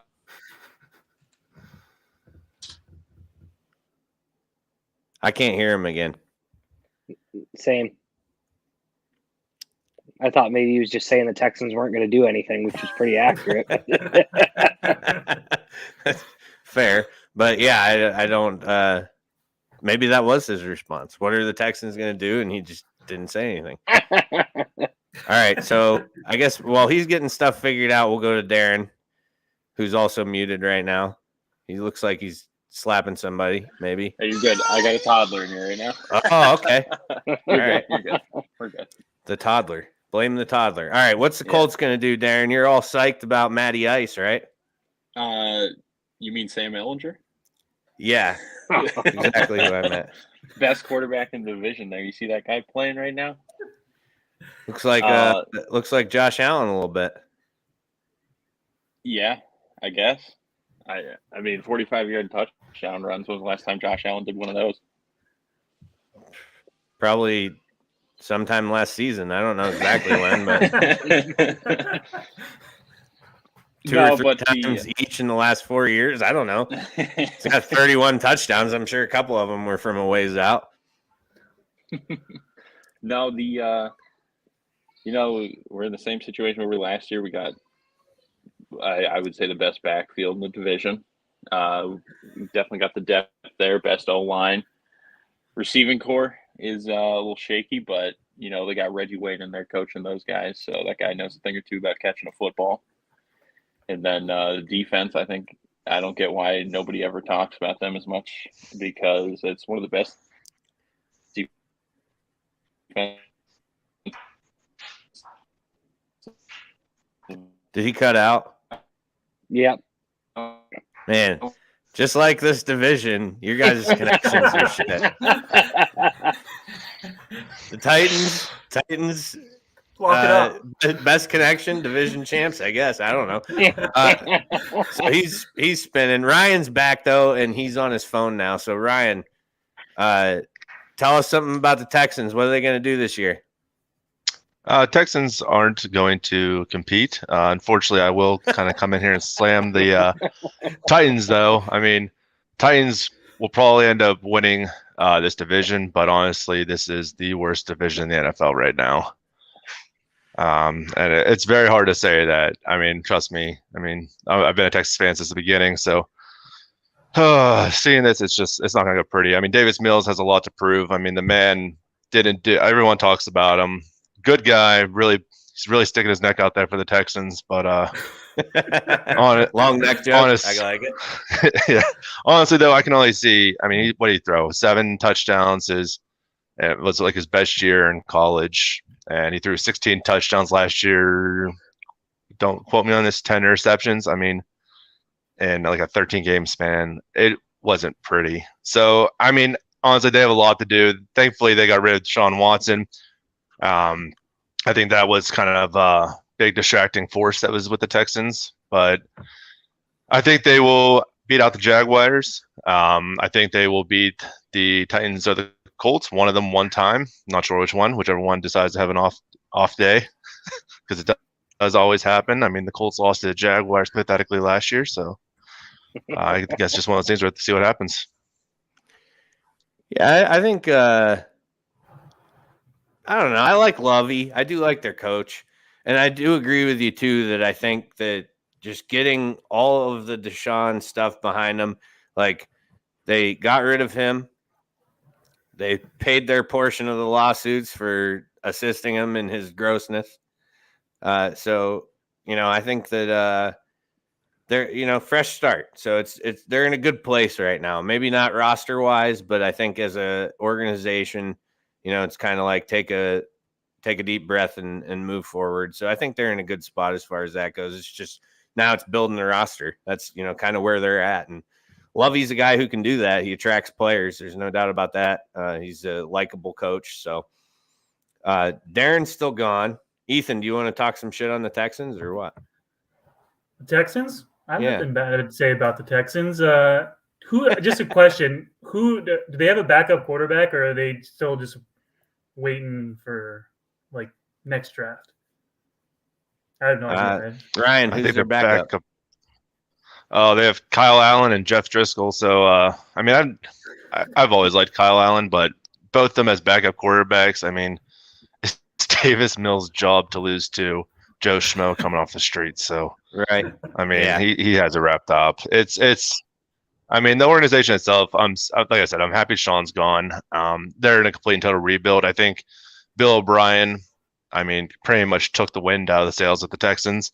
I'll never forget Bill O'Brien made a comment. Yeah, he made the comment to Andre Johnson, said, "You're at best a number 3 wide receiver." And after that, I mean, this whole team is just falling apart. Nobody wants to be there right now. But hopefully, I mean, we have some veterans that came in. I'm hoping that like Mario Addison came in, Jerry Hughes. I hope those guys can kind of amp up that defense a little bit. I know they're old, but hopefully helping out those young guys. Jerry Hughes is definitely, I would say, clutch for, like you just said, helping out the young guys, getting them. I loved him in Buffalo so much. I was hoping he would just retire, but he wanted to keep playing. I think that's cool. And I do think he'll be a good aid for whatever young pass rushers you have down there. Ethan, Derrick Henry is on my fantasy team this year. Smart. First time. Okay. Well, that's. I never had him before because usually he would go sooner. And this year's draft, you're gonna have an awesome first 4 weeks of your season. You're gonna be feeling really good. Why? And then week 5, when he gets hurt again, you're gonna be like, "What the fuck? That guy's washed. He's done. He's over." Oh, that's okay. They rode him until he's dead. He's had one injury, and everyone's freaking out about his injury history. He'll be fine. Who's the last running back to just have one injury and they're like, "Yeah, it's fine. I'm going to get over it." Every running back, once they get hurt, they're done. Put them out the pasture. They're like the horse. Get them out of here. I was about to say an Peterson. Anomaly. Yeah. Derrick Henry is an anomaly of a human being. That's like trying to say Ryan Tannehill is going to be fucking Tom Brady. But no. There is one. He's one of one. Adrian Peterson. One of one. All right, wait, Sketty, you're representing the Jaguars because we don't have a Jaguars fan. So tell us why the Jaguars are going to win that division. Two-headed monster in the backfield. You got James Robinson. You got Travis Etienne, who's basically Deebo Samuel, but reverse. He's a running back that catches passes. They're coming off injuries. That's true. You just said Etienne. Both of them. That's fine because they don't have 1,000 carries in the NFL over the last. So we got to put them out the pasture. Apparently, is what we need to do with those guys. No, you got to get a 350 touch season under your belt like McCaffrey, and then you're done. I'm telling you, washed up, done. Christian Kirk, little overpaid, still a hell of a football player. He's going to be tough. Plus, the division is just ass. It is straight booty. Like the Texans, trash. The Colts, I mean, Darren couldn't even sit in here and talk about the Colts because they're so fucking bad. Matt Ryan's going to be out there with a walker trying to drop back. Hopefully, maybe he can just wheel back real quick and huck it downfield. I don't know. The Titans are just Ryan Tannehill. You got Ryan Tannehill. You used up all the magic last year getting the 1 seed somehow with Derrick Henry gone for half the season. There ain't no more magic left.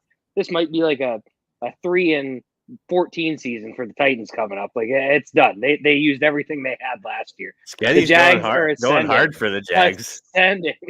Ascending. Doug Peterson, Super Bowl champ. That's a good point. Champ.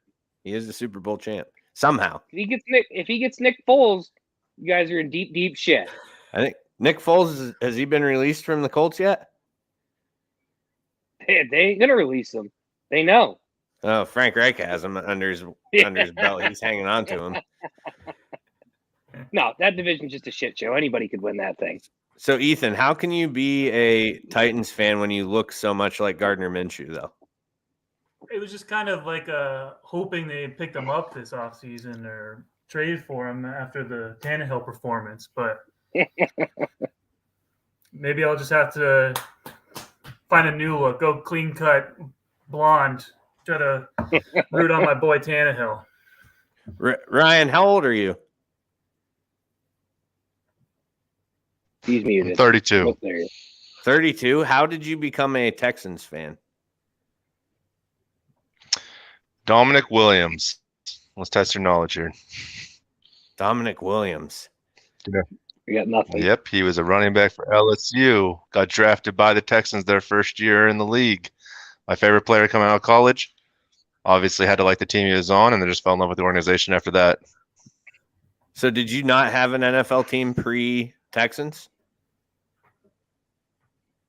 Man, I live in Pittsburgh. Of course I had a team. Wait, so you jumped ship I was a from Steelers the Steelers. Fan.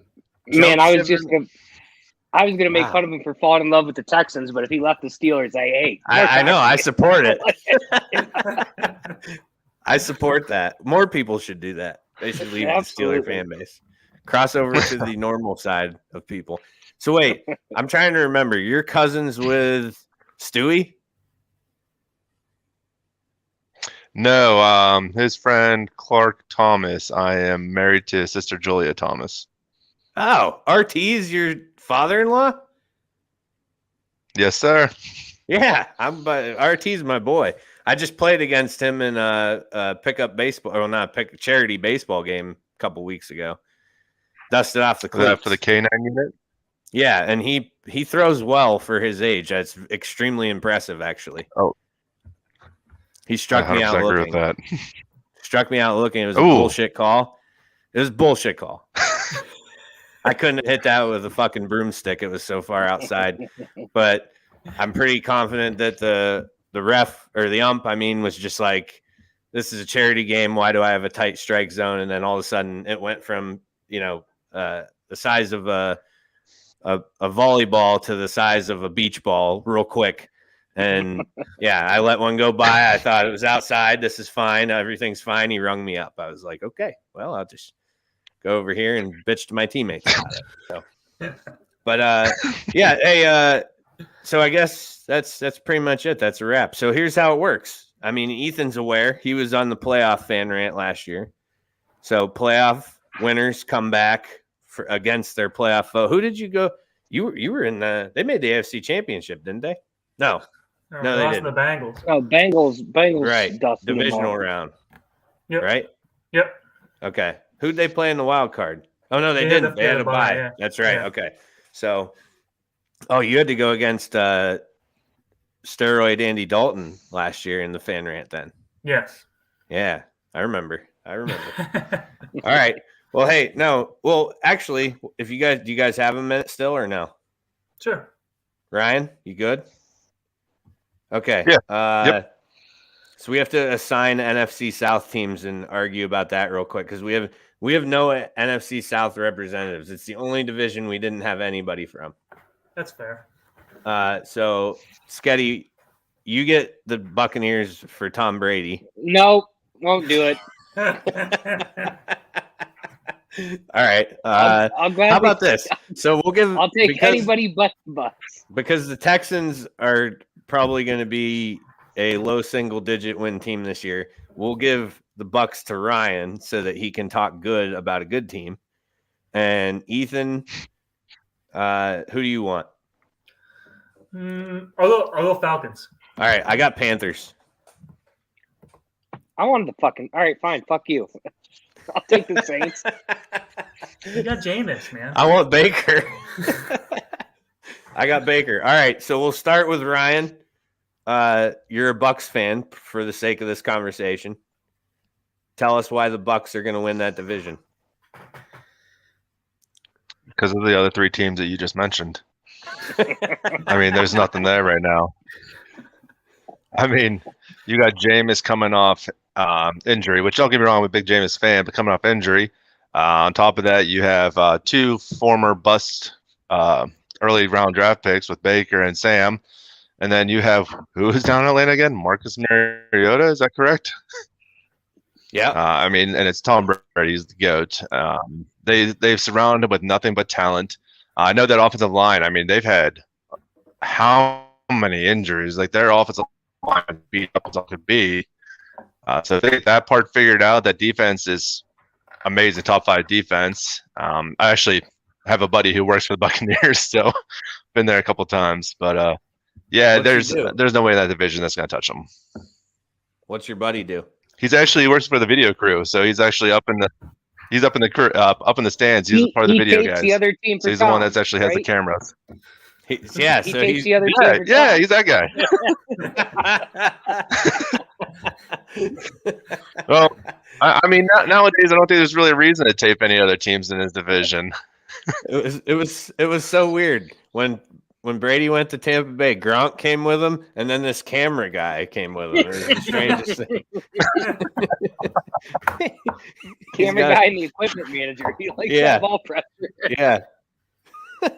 All right. Good enough. Ethan, Falcons. Falcons are going to do it this year. He already mentioned Mariota. He's a stud. Yeah. Stud with the Titans. Stud with the Ducks. Their starting running back's a wide receiver. Debo too. Debo Light. Yeah, exactly. What's his name? The tight end, Kyle Pitts. He's almost got his gold jacket on already. And that Drake London sounds like he's going to be pretty good too. I couldn't name one person on that defense, but they'll score about 70 points a game. I don't think it matters. And Arthur Smith is just an offensive genius. You know, he was a stud with the Titans, obviously, and now he's got his boy Mariota that back there taking the ball. They'll be all right. Ethan, I love your enthusiasm for the Falcons. They're going to score 70 points a game, so it doesn't matter. Scotty, you want to go or you want me to go? It's up to you, bud. I'll go because the reason the Panthers are going to win this division just happened today. Did you see the trade they made? I like this is going to be Curtis Samuel 2.0. I like that. LaVisca, baby, going to Carolina. And they already got Baker. That. They got Baker, touchdown maker.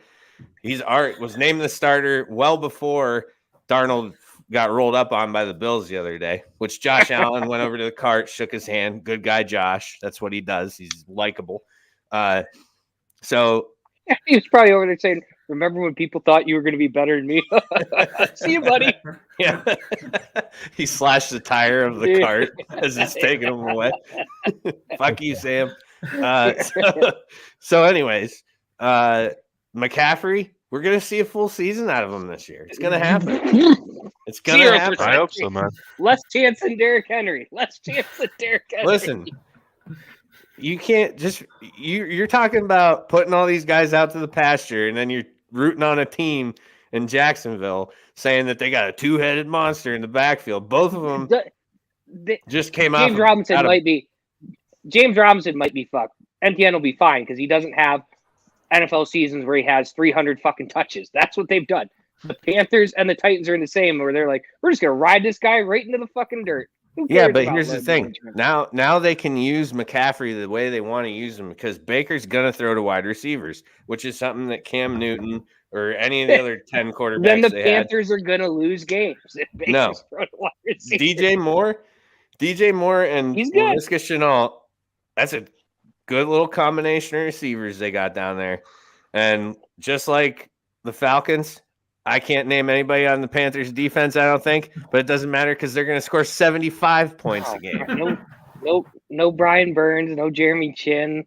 Come on, there's some good young talent on that D. Yeah, actually, Burns, you're right. I did know him. He's good. So that's all they need. And he might be the only one who goes out there. How are you matter. putting faith in How are you What's putting that? faith in Baker like that? The man had Jarvis Landry, he had Odell Beckham, he had Austin Hooper, he had David They made the Njoku. playoffs. He played Like, all how are you last putting year faith in hurt. Baker like that? He played all last year hurt. And the Browns Okay, gave what up about on him. the He year knew before it. Year before that, they made the playoffs. Yeah, he's really good at handing I'm the ball saying the off man to hasn't Nick really Chubb. gone anywhere. I'm telling you. Nick Chubb, Kareem Hunt, like this is a that was a loaded team. new look Baker. Yeah, but it's the Browns. They by the theory of them being the Cleveland Browns, they are not allowed to succeed. The football gods will not allow it to happen. They can't do it. It's Cleveland. I mean, look at what they just guaranteed a $275 million contract to a guy who was tapping his wiener off of masseuses. You can't expect Very anything true. out of that team. It's a trash organization. So Baker left. He took a shower. He got that Cleveland stench off of him. He's in Carolina now. Did you see? Everybody said that Baker was the problem, and him and OBJ didn't get along. Bullshit. They're commenting. OBJ's commenting on his photos of him in a Carolina uniform. They're buddies. They were fine. It was the coaching staff. It's Stefanski. It's Jimmy. What's his name? Haslam. Idiot. Yeah. All idiots. They ruin everything that's nice. So that's why the Panthers are going to be great. Sketty. Saints. The Saints are actually going to win this division because the Tampa's interior line is fucking terrible, and that's how you beat Tom. Pressure up the middle. So they're in big trouble. The Saints defense, it's been there. It's a veteran defense. It's ready to win now. They picked up Honey Badger. You got Lattimore on the outside. Defense is going to be tough. Offensively, you're getting Michael Thomas back this year. You He's just hurt drafted again. Chris Olave. How hurt? It doesn't matter. He's hurt again. I'll look it up. Go ahead. I didn't see that he was hurt again. But he'll be back. Unless he's done for the season, he's going to be back. You still have Alvin Kamara, who's not going to be suspended this year. No legal trouble. You've had Jameis Winston, who took that Bucs team that people thought Tom Brady did so great with to win whatever they won that year, 11-5 they went. Yeah, Jameis won 7 games, and he needed eye surgery after it because he's fucking blind. So you got Jameis that can see now for a whole season. They're going to be good. And the biggest reason the Saints will win this division is because the Taysom Hill experiment is finally fucking over. He's not a quarterback anymore. He's a tight end. They're not going to fuck up and try to have him do stupid shit down in the red zone. This team is going to win the division running away. Michael Thomas has a hamstring injury. Yeah, it's fine. No, it's not. Those linger. It's going to be there all year. Yeah, He's on my it's fine. fantasy team, too. That sucks. I drafted him late. Fuck. It's fine. Fuck. Damn it. He's rested. It can't hurt that bad. It's hamstring, though. I feel like those. He hasn't played stick for a around. year and a half. He's going to be all right. It was during He's practice, too. Like, that guy just talks a lot of shit for being made of glass. All right. All right, I think that's it. Fellas, thanks for coming on. Ryan, sorry you had some difficulties there at the beginning, but glad we got you on and in the mix here. You're our Texans go-to. If they ever do anything cool, we're gonna have you on here to talk about it. I'll see you for the playoff segment. Yeah. Yeah. That's what I'm talking about. Ethan, appreciate you. Thanks for coming.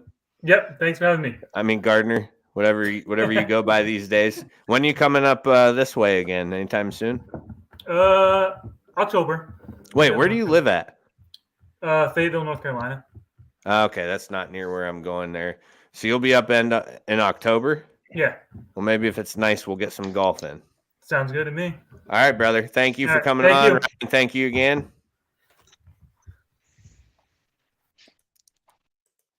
All right. Fan rant complete. We made That's it. gonna make planning the show a lot easier. I can tell you Yeah. that right now, because there's that takes a lot to make sure I can get everybody scheduled the time's good for him and everything. But no, I actually think the NFC South was better with us doing it than. I don't know if we could have found. I don't know any Panthers fans. No, you do. I know Shusky. like a Saints fan. Oh, Shusky. We Yeah, probably could have found us a Saints fan. Don't know any Bucs I would fans. think we could have found a Saints fan. Falcons would have been the tough one. That would have been the tough one. Because I think I do know one. I probably could have got him on. I bet you, Jose. It's Carter Starachi's half brother, step brother, something like that. Okay. Yeah, I bet I could have got him. But anyways, it was good. The fan rant's done. Next week's NFL Mega Show. That's gonna be awesome. I'm looking forward to that. Yep. I can't wait because I didn't really I just picked all those games and then I kind of Did you left look it at? be. I didn't really Did review. you look at the results? Not really. See, I would look at the results because I was shocked when I got in there to realize, like, oh, okay, I guess What's it called again? You're kind of just predictors. predictor. Yeah, I just googled it. Yeah, I love the app. Cool. Anybody out there listening, I think it's something fun to get on there and do. It takes you about 5 minutes, and you can kind of pick the whole NFL season game by game. Gives you the playoff teams, the records for everyone, where they finish in the division. There's a lot of info in there. I liked it. Okay, so I have it up right now. What do you want to know? Just ask a couple questions. Oh, I do have I have two. Ooh, boy.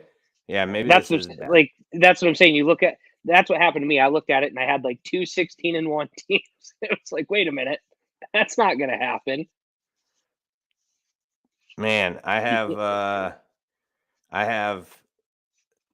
2 1-16 teams. Yep. I had that I don't think is unrealistic this year. And Seahawks are really bad. I have 1 2 14-1. Ooh, a tie? Yeah. Did you not pick? Yeah. No, I threw a tie in I there. love the tie. I love the tie. Yeah, that's fun. The Bears and the Jets. Oh, okay. The Jets are hands down better than the Bears. Well, running away. You should see my The Bears AFC. are bad. You should see my AFC West. What's everybody 8-8? Wait a minute. I did forget. I did miss a game somewhere. Oh, okay. That's good. So I do gotta go back and check that. Yeah, but I don't know what week that would be, but I didn't pick a Broncos game, so I have to find that. Who are they playing? Oh, no, I missed 2 Texans games too. All right, yeah, I'm not done with this, I guess. Yeah. It was fun, but it definitely it's hard when you're doing it game by game. I'm excited to see what we come up with for next So week. I'm gonna go in and find those, and then that's it. I'm not changing anything I have here. I'm gonna review and modify. I did much better today, but it was still there's stuff that has to be off. I got to go back and kind of fix some things to get teams where I'd think they would be. Stat guy Darren says Breeze Line at Atlantic Broadband is going to feel my wrath. Shocker. Connection issues. We've been there. Imagine that. We've been there. All right. Let's wrap it up. Want to thank everybody who listened, who came on, got in the comments. Want to thank Ryan, Stat Guy Darren, and Ethan Gardner Minshew Beardsley for coming on and repping your teams. And that was fun. Good laughs as always. Thank the sponsors: Swing Juice, Busch Light, Napoli's, Your Daily Local, JP Photography, Mean Sales and Service, Jones Pest Control, the Me, Myself, and Ride podcast, Blue Line Auto, Complete Roofing Systems. Thank you all. Next week, long show. Going to be fun. We'll see you then. Take care. Be safe.